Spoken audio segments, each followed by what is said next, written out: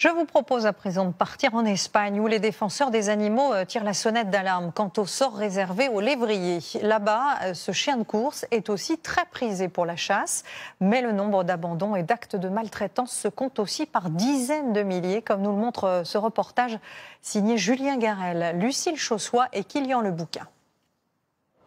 C'est le chien le plus rapide du monde. 60 km/h lorsqu'il est bien entraîné.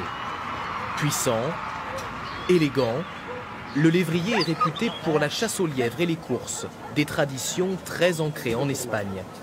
Mais le traitement qui lui est réservé est souvent cruel et sa carrière de courte durée.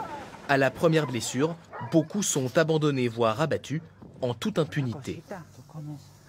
En Espagne, le lévrier est considéré comme un objet, un outil de travail. Il ne vaut pas mieux qu'une poule. Lorsqu'il ne remplit plus sa fonction, il n'y a aucune loi qui le protège. Marc est un bénévole français. Il passe tout son temps libre dans ce refuge qui recueille des chiens traumatisés. Ils ont tous été maltraités, c'est sûr. Ça se voit à la peur qu'ils ont de l'être humain. Il y en a qui viennent avec des blessures, des cicatrices. Cet après-midi, il accompagne une famille venue pour adopter un lévrier. En général, quand ils partent d'ici, ils sont bien. Il y en a qui sont encore un peu peureux. C'est leur offrir une nouvelle vie. La moitié des chiens du refuge sont adoptés par des Français. Mais tous n'ont pas cette chance.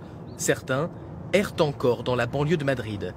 Susana et Anna sont un peu leurs anges gardiens. À la nuit tombée, elles partent à leur recherche. Regarde Anna, ça c'est une empreinte de lévrier. Il y en a d'autres là. Et ils ont mangé toute la nourriture.